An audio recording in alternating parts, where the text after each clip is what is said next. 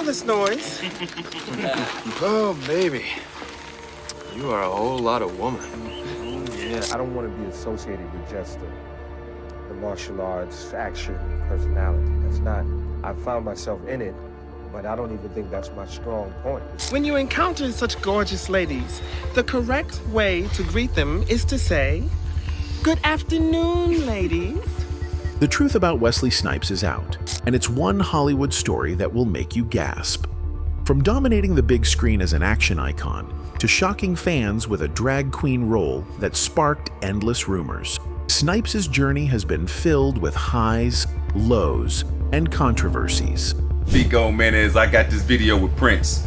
He is talking about Wesley Snipes, and look at what he say, and think about Typhon Fu or that whatever Fu. Before the prison time, before the Marvel comeback, his career was already a storm of drama, whispers, and unforgettable performances. Actor Wesley Snipes has received the maximum sentence. Prosecutors had pressed for that maximum sentence of 3 years because Snipes did not file his taxes for 3 years. Let's start where the speculation began.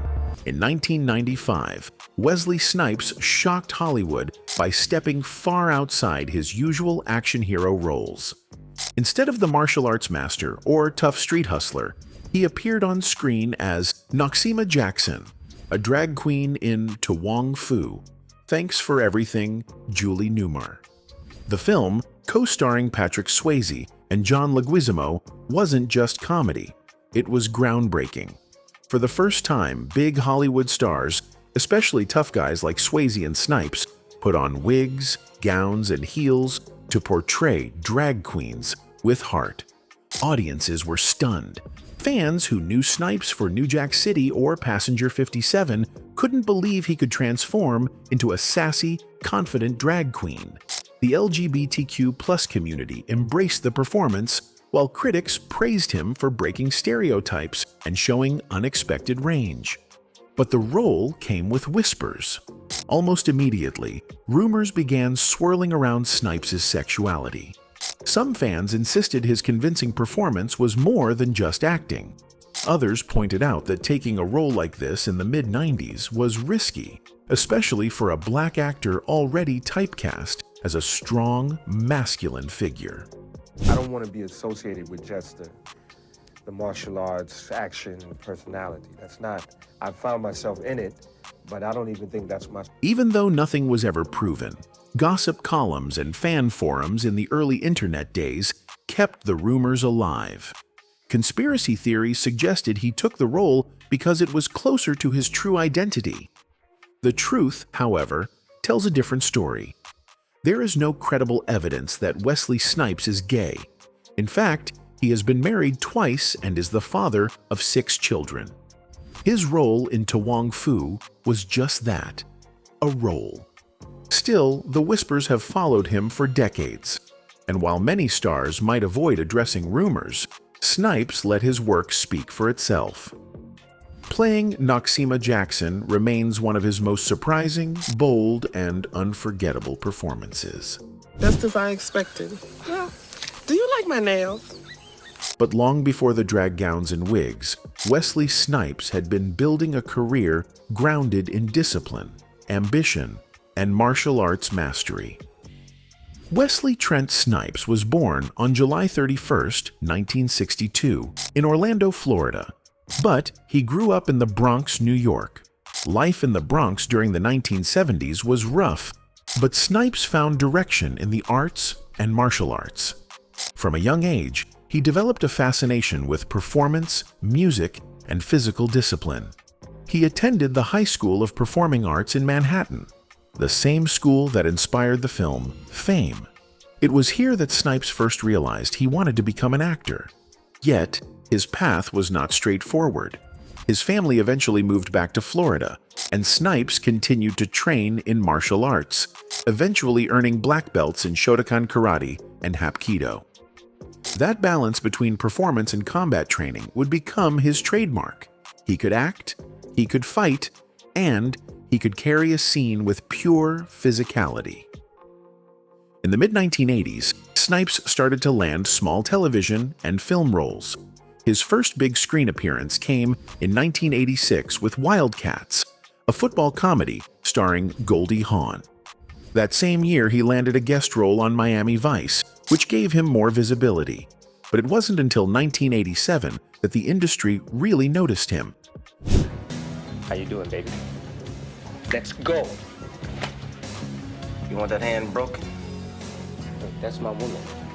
She's got something I want. That year, music legend Michael Jackson released the iconic short film For Bad, directed by Martin Scorsese.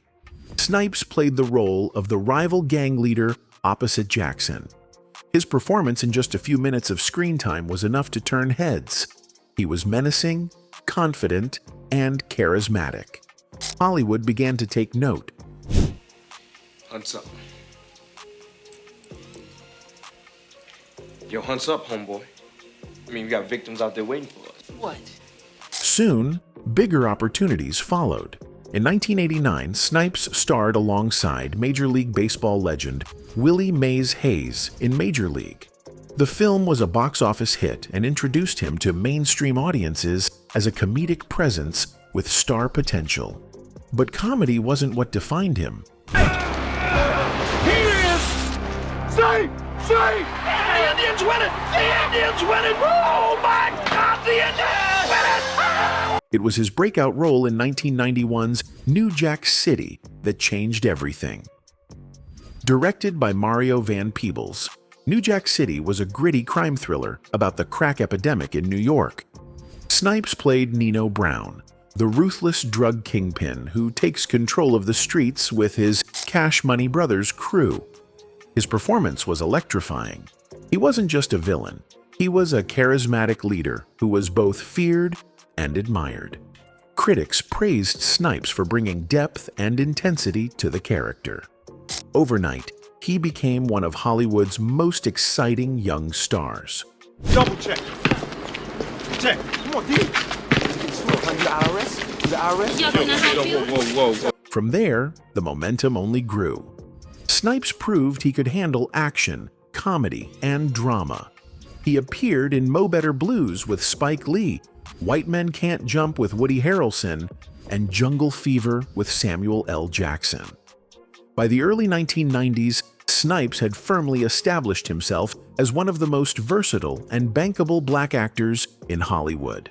Hey, give me my money, man. Hey, it's a money thing, brother. There's a man with integrity. Hey, yo, don't you push your luck, man. Got nothing to do. But fame comes with scrutiny, and as his star power rose, so did the pressure. Snipes was not just another actor climbing the ladder. He was a black action star in an era when the industry rarely gave men who looked like him leading roles. Hollywood was watching, the public was talking, and Wesley Snipes was just getting started. By the mid-1990s, Wesley Snipes had built a reputation as one of the most versatile actors of his generation. But it was his turn toward action films that cemented his status as a global star. He had the charisma, the martial arts background, and the intensity that set him apart from other actors of the era. Hollywood was ready to lean on him as a bankable leading man. In 1993, Snipes starred in Passenger 57, an action thriller that became a surprise hit at the box office. The film's success put him in the same conversation as other action heavyweights like Sylvester Stallone and Arnold Schwarzenegger. The famous line, "Always bet on black," delivered by Snipes in the film, became a cultural catchphrase and one of the defining moments of his career. They're taking over the plane! That same year, he took on a completely different challenge in Demolition Man, starring opposite Stallone. The film was a science fiction action blockbuster that showcased Snipes as Simon Phoenix, a violent and chaotic villain thought out in the future to wreak havoc. With his blonde-dyed hair and unpredictable energy, Snipes stole nearly every scene he was in. His ability to match Stallone in intensity showed audiences he was not just a rising star, but a force in action cinema.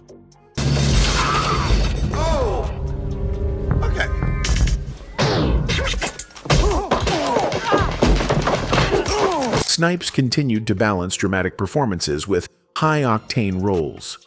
In Drop Zone in 1994 and Money Train in 1995, he brought his mix of charm and toughness to big-budget action thrillers. At the same time, he starred in Spike Lee's Jungle Fever and other dramas that kept his range intact. He was never locked into one box. That versatility gave him staying power. But the role that would define his career above all others came in 1998 with Blade. Based on the Marvel Comics character, the film told the story of a half-vampire, half-human warrior who protects humanity from vampires. Snipes had been practicing martial arts for years, and his athletic ability made him perfect for the part. More importantly, his cool, stoic presence brought Blade to life in a way no one else could. Blade was a turning point not just for Snipes, but for Hollywood. At the time, superhero movies were considered risky, but Blade was a massive success, grossing over $130 million worldwide. It became one of the first successful Marvel films, paving the way for the superhero era that would dominate Hollywood in the 2000s. Fans and critics alike credited Snipes for making Blade an iconic character.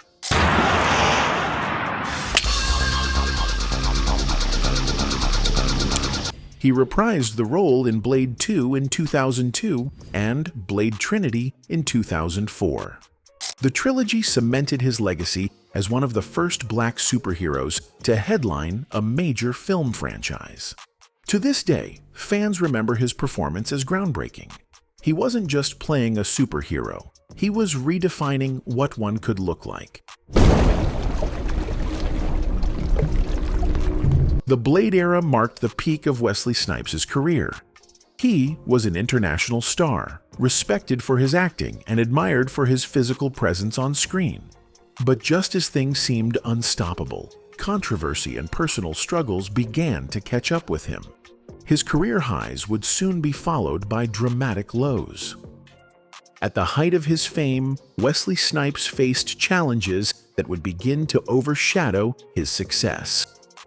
The turning point came in the early 2000s when his financial dealings and professional disputes became public. What began as whispers of problems soon exploded into high-profile legal battles. The most notorious case was his tax situation. Between 1999 and 2004, Snipes failed to file federal income tax returns. In 2008, after a long investigation, he was convicted on 3 misdemeanor counts of willfully failing to file. The trial was a media spectacle. And I must say, I did not realize, or I still haven't figured out, why they felt it was so important. You know, the idea that they classified it as the biggest. Prosecutors painted him as someone who deliberately avoided his obligations, while his defense argued that he had been misled by advisors who convinced him he did not need to pay. The court acquitted him of the more serious felony charges of tax fraud and conspiracy, but the damage was already done. He was sentenced to 3 years in federal prison. Ago, actor Wesley Snipes has received the maximum sentence. Prosecutors had pressed for that maximum sentence of 3 years because Snipes did not file his taxes for 3 years. Snipes began serving his sentence in December 2010. He was held at McKean Federal Correctional Institution in Pennsylvania, where he reportedly kept a low profile. Despite the seriousness of the case, he avoided scandal behind bars. He was released in April 2013 after serving about 28 months. His time in prison marked one of the lowest points in his life, and it disrupted his career for years. Even before the tax trial, Snipes had been in conflict with Hollywood studios. In 2005, he filed a lawsuit against New Line Cinema and director David S. Goyer, claiming that his role in Blade Trinity had been deliberately reduced in favor of co-stars Ryan Reynolds and Jessica Biel. He also alleged that he was excluded from creative decisions, even though he was a producer. The case was settled out of court, but it revealed how strained his working relationships had become. The Blade Trinity production itself was surrounded by rumors. Reports surfaced that Snipes refused to speak directly to director Goyer and instead communicated through written notes. Co-star Patton Oswalt publicly claimed Snipes would remain in character on set and became increasingly distant from others. Snipes denied these allegations, calling them exaggerated and racially motivated. He argued that as a producer, he had authority to make decisions and was portrayed unfairly. Still, the controversy added to the growing perception that he was difficult to work with. David Goyer stepped up to direct what he hoped would launch his directing career. Instead, he walked into a nightmare. The production quickly spiraled into chaos, as Wesley Snipes refused to come out of his trailer, communicated through post-it notes, and in 2005, another unusual headline involved him being detained in South Africa. Authorities accused him of attempting to leave the country with a counterfeit passport. Although he was eventually allowed to depart, he was labeled an undesirable person by officials. The incident was a strange addition to an already turbulent period in his life. Financial troubles piled on. In addition to unpaid taxes, Snipes faced civil suits and mounting debts. His reputation as a reliable star in Hollywood began to suffer. By the mid-2000s, the actor who once commanded leading roles in blockbusters was struggling to secure consistent work. These controversies did not erase his accomplishments, but they cast a shadow over his career. Snipes, who had once been a symbol of strength on screen, now faced the reality of fighting to protect his name, his finances, and his freedom. When Wesley Snipes reported to federal prison in December 2010, it marked a dramatic fall for a man who had once been one of the most bankable stars in Hollywood. He entered McKean Federal Correctional Institution in Pennsylvania to begin serving a 3-year sentence for failing to file his tax returns. For fans, the idea of the action star behind Blade and Passenger 57 living behind bars was shocking. Inside prison, Snipes reportedly avoided trouble and kept a low profile. He was not involved in any major incidents, and prison officials described him as a cooperative inmate. Still, the reality of confinement limited his career momentum. For nearly 3 years, he could not take on film roles or public appearances. The prison years froze him out of the entertainment industry at a time when Hollywood was shifting rapidly, with superhero franchises and new stars taking over. During his sentence, stories about his personal finances and Hollywood relationships continued to circulate. Reports indicated that his wealth had dwindled significantly. Years of legal fees, civil suits, and tax debts left him struggling to maintain the lifestyle he had once enjoyed. His Las Vegas mansion and other properties faced foreclosure, and he was no longer seen as the commanding box office presence he had been in the 1990s. By April 2013, when Snipes was released after serving 28 months, the industry he returned to was very different. Younger stars dominated the action genre, and Marvel had transformed into a global powerhouse without him. Although his role as Blade had helped pave the way for the Marvel Cinematic Universe, the company had moved forward with new faces and new storylines. Snipes attempted to re-establish himself, but the stigma of his prison sentence made it difficult. Producers and studios saw him as risky, not only because of his legal history, but also because of the rumors about his behavior on film sets. In interviews, Snipes pushed back, saying those stories were exaggerated and racially biased, but his reputation had already been affected. The decline was evident in the types of projects he accepted. Instead of major studio films, Snipes appeared in smaller independent releases, direct-to-video productions, and international films. While he remained active, the scale of his work was far removed from his blockbuster days. His return to the mainstream came slowly, with supporting roles rather than leading parts. One reminder of his personal struggles was his family situation. Though he had 6 children and had remarried, details about his private life were kept quiet. He did not use his family to restore his image, preferring to maintain privacy. This distance from the media kept kept him out of tabloids, but also made it harder for audiences to reconnect with him as a public figure. The prison sentence was a turning point. Before it, Snipes had been fighting lawsuits, financial issues, and Hollywood conflicts. After it, he faced the challenge of rebuilding not just his career, but also his image. For an actor who had once stood at the top of the industry, the fall was clear. He had gone from headlining box office hits to struggling for opportunities, all while carrying the weight of a conviction that could not be ignored. After years of setbacks, Wesley Snipes slowly began working his way back into the public eye. His release from prison in 2013 gave him a chance to restart, but Hollywood was not quick to welcome him. He began with smaller appearances, testing whether audiences still wanted to see him on screen. In 2014, he joined the cast of The Expendables 3, playing alongside Sylvester Stallone and a group of veteran action stars. Snipes reminded fans of his presence. The role was not a full return to leading man status, but it showed that he could still handle action with charisma. You're part of the new gang. What's it like for you when you go on set, with all of these incredible names? I mean, the list this time around is even bigger. I mean, it's like being a little kid again. Over the next few years, Snipes appeared in independent films, comedies, and even television projects. He experimented with different genres rather than relying only on action.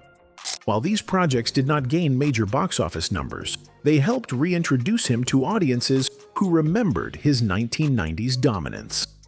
Snipes also began branching out creatively.